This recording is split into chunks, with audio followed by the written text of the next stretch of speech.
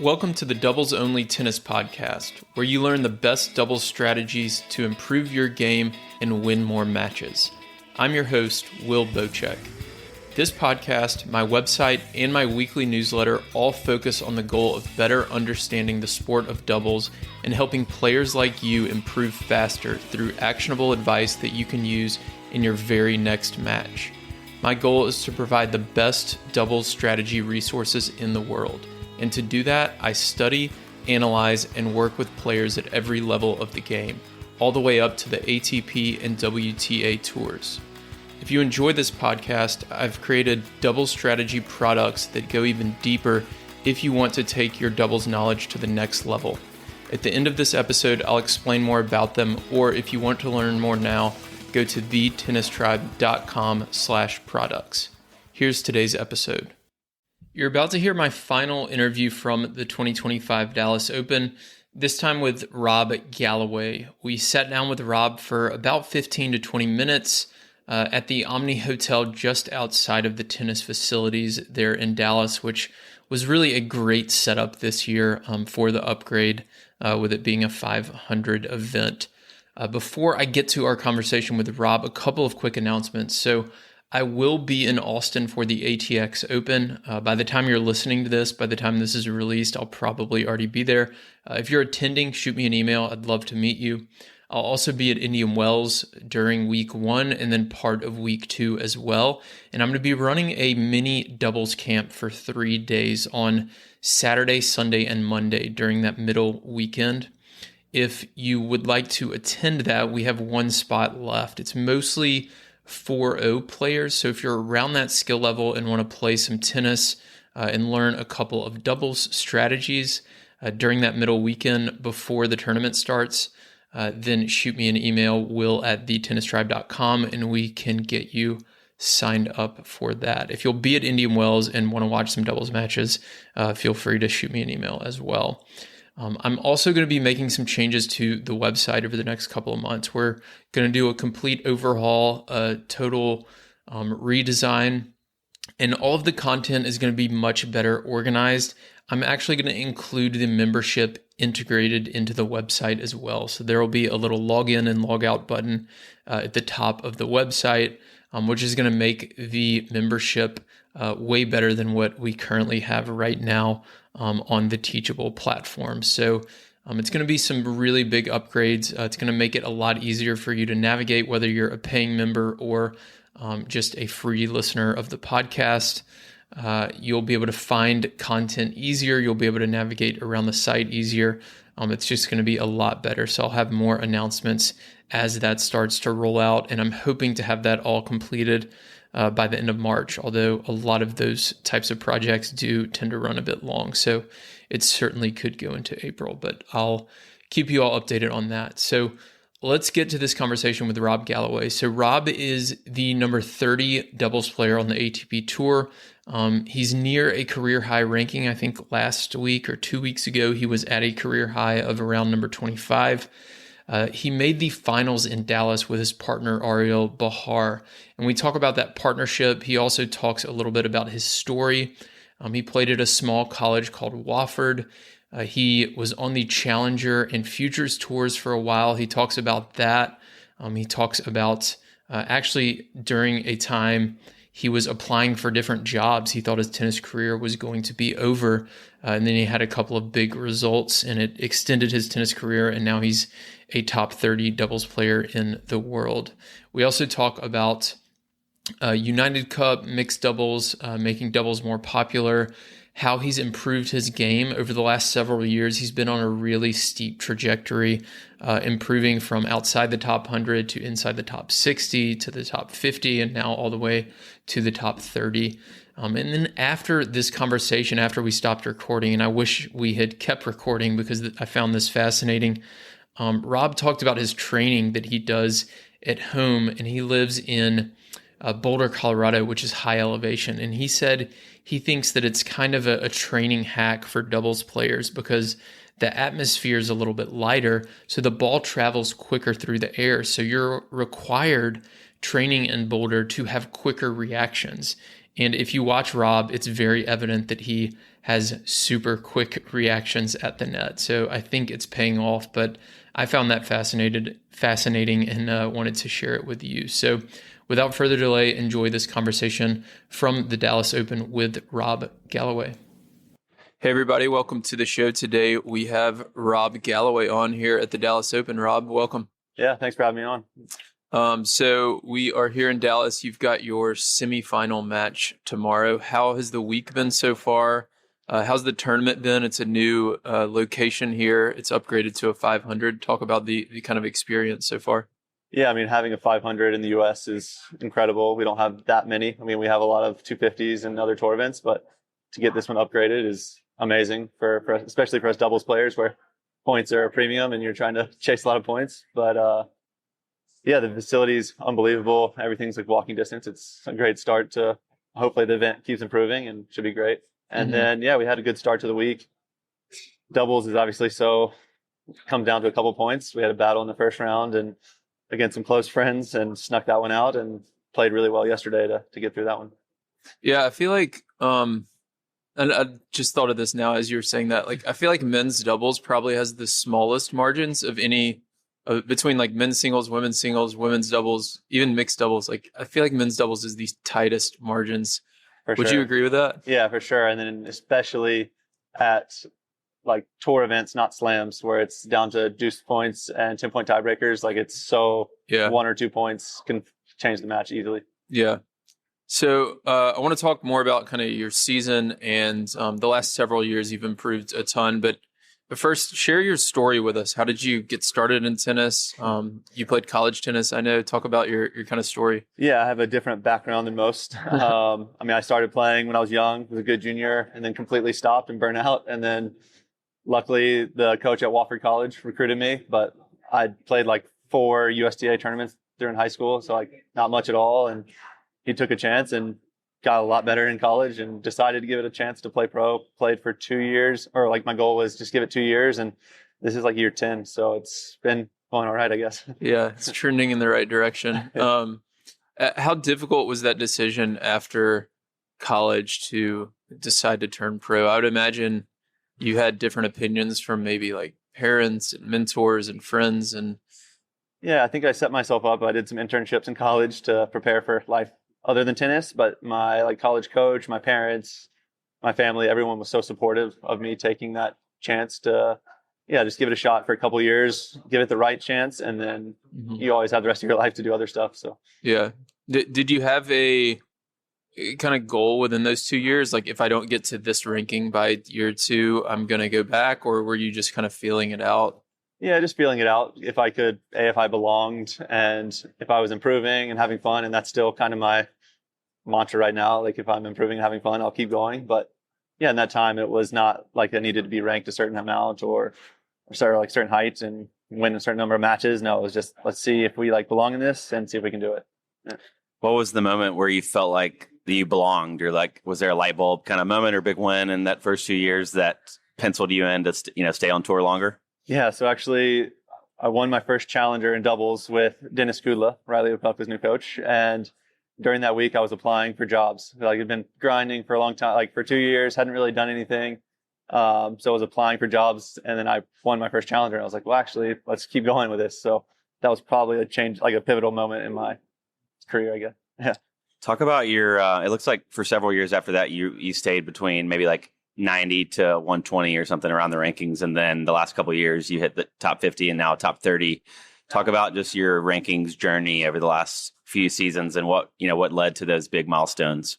Yeah, I got up to like 80 or 90 a couple of years ago and then tore something in my ankle. And that kind of set me back. I dropped back to like 150, 160. And it's tough. You have to win so many challengers and so many events. And just kind of have to battle until you get in that rhythm and groove to like, unless you're like Patton, who won like all the challengers in a row immediately. You have to kind of work at it. And for me, like same with futures, tour events, challengers, all of it. Like I've kind of had to build and progress to get to the right level. So I want to talk about the last several years specifically. I guess you talked about health a little bit. You said you just got back from a massage and then you're going to physio later. So it sounds like you're taking Are you taking that more seriously than you did maybe 5 years ago or 10 years ago? For sure. I mean, Okay. I'm 32. I'm not on the old side on the doubles. I'm kind of in that middle. Early mid. Yeah, exactly. But Rohan's kind of like moved it back a little bit, winning the Australian Open last year. yeah, exactly. So no, I definitely focus more on taking care of my body and my mind and all that, like equally amount as like my tennis. So just spending more time on that, and it's translated to on the court for sure. What about like outside of health? So you've seen like, I guess a few years ago, US Open, you make the quarterfinals, which was a big kind of rankings boost for you. Last year, it seemed like you made a leap forward into the top 50-ish. And then this year, top 30. And it looks to me like you're trending higher than that. And you and your partner are playing better than that, better than 30 in the world. What do you attribute these kind of leaps to? Do you feel like it's more, a lot of players say like, oh, I've just worked hard and trust the process. But then I feel like part of it also can be like knowledge, like I'm working smarter and I'm having more efficient practices. You've already talked about health. And then Hanlon mentioned earlier, belief as well. Like you have to believe that you belong in the top 20. So how do you like think about those three things, and what do you attribute the success to? Yeah, I mean, I think one of the big reasons for my success in the last couple of years has been I've invested in a mental coach, and we're just kind of taking it like it is that process, but we're preparing for like everything, even match practice, how I handle myself, and just kind of, that I belong at this level and can hold my own. And not even that, I don't have anything to prove to anybody. So just kind of balancing all that. But I think that was probably the biggest step for me to advance to the next like levels and stuff in the game. Are there any specific lessons you've learned from this mental coach that you can maybe share with us that have helped you a lot, or things that like other people can use? A lot of people listening play, club doubles, so it's a different level, but it's still doubles and they still get nervous like the pros do. And I mean, with the nerves is a big thing, and we've really focused on embracing those nerves. And it's kind of like there's a sign at the US Open, like pressure is a privilege, that kind of thing. But we just always go back to talking about how millions of people, all the fans watching anything, they would kill for the opportunity what you have. So like you've earned these nerves. Like it's a good thing to have these nerves. We're celebrating the nerves basically. So that's a big thing I think about walking on the court. It's like, wow, what an opportunity to play tennis in front of all these people, and embracing that. What did you think before you hired a mental coach in those situations? How did you feel like the nerves were like bad and you were like trying to make them go away? Or like I'm a pretty like overthinking type of person, so I would go out there, if I win this, my ranking will go up and I'll have a chance to do this, and and then that starts to just create scenarios in your head and puts pressure on the match. And I found for myself, I just play, obviously I have pressure because I want to win, so we're not negating that, but let's just have fun and enjoy it. So yeah, it sounds like less maybe outcome focused now and more like process oriented. Yeah, which sounds pretty like generic, but when I look at it in terms of that, when I look at it in terms of just enjoying being here, I'm not supposed to be here, like my journey's different, and I'm just, enjoying every step. I want to talk a little bit about your partnership evolution. We were actually at the 2023 US Open and saw you win, I think it was the round of 16 over you and Olivetti beat Cello and Rogier and made the quarters. And that seemed like that was a big breakthrough performance for you. And then since then you've had success with Cash and now with Behar. Just talk a little bit about your partnerships and like how your ranking now affords you of having a consistent partner versus the Challenger Tour, for example. Yeah, that run with Albano, Olivetti, and the US Open really just opened up my eyes that I can hang against any team. Everyone can compete well. But at a slam, it's who can consistently do it day in and day out. So kind of got that belief. And then with Cash, we put in a lot of good work together, learned a lot. Definitely felt like I belonged more at the tour level of what we were building. So then into playing with Behar, we balance each other really well, and we're just continuing to grow and work on things each match. I mean, we made an adjustment right before we played Lamans Withrow here. We looked at some film, practiced it a couple days before, and then actually our set point in the first set, we executed exactly what we wanted, and we're like, this is what we work for. So we're finding those pieces move well together. It's awesome. Yeah. So earlier I was watching y'all practice, and a lot of the listeners love to hear about specific drills and stuff. So I was watching y'all practice, and I think your coach was in the returner's position in the deuce court feeding maybe through the middle or down the line to your partner, and then you were in the returner's partner position. Yeah. Talk about what you were doing in that drill and why that's helpful. Yeah, I mean, that's exactly the scenario I was mentioning. So Ari and I together really want to be aggressive at the net and putting pressure in any scenario. But in that situation, when they're both at the net, we want to try and squeeze the middle as much as possible to make their volleys as difficult as possible. If we hit them a high ball, they're going to knock it off anyway. You're going to lose the point. So we're trying to just create pressure in ways. So that one, Ari was at the baseline. He's ripping to specific spots, and I'm trying to read the ball and shift to the middle to force volleys outside. Okay, I see. Are there any other one thing I feel like watching you the last year or two is just your quick hands at the net, I feel like have improved. I don't know if you agree or disagree, but I feel like you're staying in points that maybe like a year or two ago you wouldn't have. And it may only be 1 point a match or 2 points a match, probably at the most, honestly. But the margins, like we talked about, are so small. Like you can work hard at something for 12 months and it gets you 1 extra point every match. And that's the difference between 75 and 30 in the world. For sure. Yeah, I mean, I've definitely worked a lot on my hands. I've always had good hand-eye coordination, but getting the legs more involved, honestly, and not using just my hands and feel. So I've really put on a lot of work with my coach at home in getting the hands out in front and trying to, steal a couple points. Like you said, it can change a match. Mm-hmm. Are there any specific drills you do to work on those reactions? Probably none. Just balls feeding really hard fast at you. Yeah, getting my coach. When I first started working with this coach, I was up at the net, the service partner position, and he would feed a ball, and I was like, harder. So eventually, he was just taking a full swing. Yeah, and I mean, like you've seen today, like guys can rip so hard. So you kind of have to get the hands out in front, protect yourself, but also you can make a couple of those. Yeah, it's funny that a lot of people will reach out to me on Instagram or email me or something and ask for specific drills or how do I get more confidence at the net and stuff.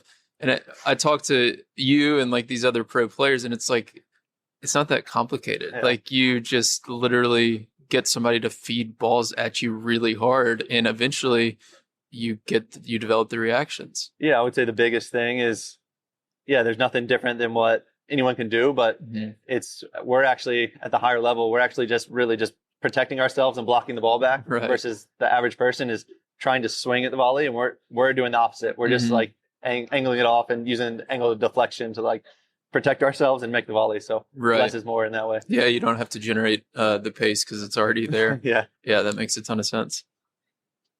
How do you feel like the tour has changed, the doubles landscape in the field and just the state of doubles has changed since you joined or came on tour almost a decade ago versus now? Yeah, wow, that makes me feel old.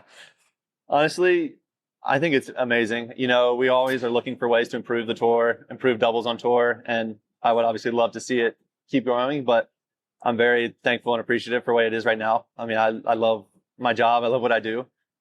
Playing futures and challengers, it makes you really appreciate being here. I mean, I was on challengers, like full-time challenger schedule a year or 2 years ago. So to get to play some of these new tournaments and stuff, it feels incredible. So maybe I'll have a different perspective if I keep going for a couple of years, but yeah, What was the biggest perk or transition or thing that surprised you from changing from a challenger tour to more of a full-time tour schedule now?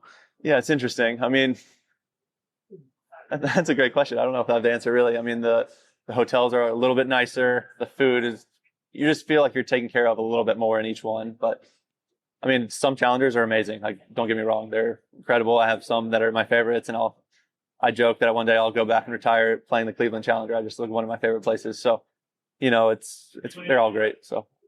I know I asked you this yesterday too in the post match, but can you share any behind the scenes stories or moments from the United Cup or just the vibe from the team or did anyone surprise you on Team USA just being around them so long? Yeah, it was an incredible experience. Like I mentioned to you last night that playing with men's and women's, most other sports don't get the opportunity to compete like that. So it's really special. And then, being on Team USA was incredible. Coco and Taylor obviously carried us and did amazing, but the team energy and vibe was incredible. We went and did escape rooms 4 times, which is the most I've ever done in my life. I'd only done one before that. And so I hear Coco's a big escape room fan. Taylor and Coco. Taylor is probably the most like serious. He like takes over and he's really good at it. He's really good at them. Coco loved it too, and it was just really really special. That's cool. So last topic or question. Obviously I always ask, how can we make doubles more popular?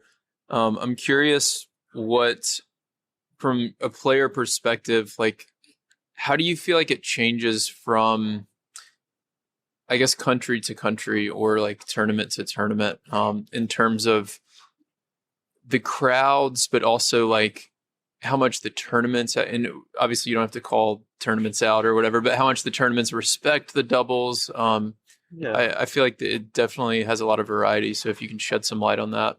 Yeah, I mean, I think like obviously being an American playing in the U.S., we get a lot of support, and doubles matches are pretty full. Like there was a match today with a pretty big crowd.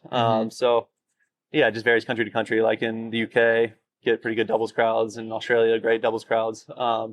But I think the biggest thing is incorporating it into the big courts and in the right times in the schedule. If you can piece it together where there's a gap in the schedule and you put a doubles match on and things like that, versus at 7:00, the primetime singles match, and then you throw a doubles match on the other court, of course it's going to conflict. But I think that would be a great thing to try and help the schedule, is to piece it together better. Yeah. To get more exposure, I guess you're saying, for some of those fans who are there to maybe watch the singles match, but doubles happens to be like. Exactly. I mean, we all know, obviously I wish doubles was marketed better, and that's something the tournaments could probably do as well. You walk around the facilities and it's mainly only singles players and things like that, which I understand. But yeah, I think posting clips of some doubles matches, there's some unbelievable points and highlights that are better than a lot of singles points, but they just don't get shown. I think that would be a big step. And if a tournament showed that, or, there'd easily be some ESPN top 10 plays and doubles that just kind of go under the radar. Yeah, 100%. Yeah, I was at the first round match with Shelton and Zeballos, and it was a good crowd to see Ben Shelton. Yeah. And I was talking with Jamie Murray about this yesterday. So there's a big crowd to see Shelton, but and again, I wish I had a way to like measure the audible level, like the audio level. I don't know, decibels, I guess. The loudest cheers were for shots that Zeballos hit, for sure. Really? And it was like not close, because I feel like the fans are so used to seeing like Shelton playing singles hit big from the baseline, and then all of a sudden there's this guy at the net who's hitting these like touch angles, and like there's a cross court rally, and all of a sudden he's across and just knocks the volley off, and they're like, "Whoa, where'd he come from?" And they would just go nuts. Yeah, he's been a top 10 player for the last however many years. Been number one in the world, like one of the best players on tour for a long time, and it's funny that they're surprised to see him do well, like hit those shots, because he's been doing it forever. It's like, well, go watch some doubles matches and you'll see some crazy stuff like that all the time. So yeah, I don't know. I think they're just surprised to see shots like that in general, because a lot of fans don't watch doubles as much. They're watching mostly singles because they just don't know that it's that much fun. And then they go, and I'll sit, like in Australia, I was sitting, and there's fans behind me, and they're like, "Oh, this is cool. Like, we've never been to a doubles, and they're like, they're enjoying the product a lot. Yeah. But they just didn't know, because there's no exposure and marketing. Yeah, exactly. So. The more exposure we can get and fill gaps in the schedule, like doubles can work in such a way that it like complements singles. I think we can work together. It doesn't have to be one or the other. I think they can work together in harmony, and it could really like take off. Yeah, 100%. Awesome. Well, thanks a ton, Rob, for joining us, and hopefully we can do it again down the road. Good luck in your semifinal match. Yeah, thanks for having me, and thanks for what you guys do for doubles. Thank you for listening to this week's episode of the Doubles Only podcast. If you're interested in diving deeper into any topics I discuss, I've created doubles strategy products that allow me to bring you more podcasts and other doubles content without relying on paid ads. I have ebooks and courses that help you make better strategic decisions during matches and become the smartest player on the court. Go to thetennistribe.com/products to learn more. You can also join my free weekly doubles strategy newsletter that includes video lessons and more on our homepage. If you want to connect, you can find me on Instagram, Twitter, and Facebook, or email me directly, will@thetennistribe.com.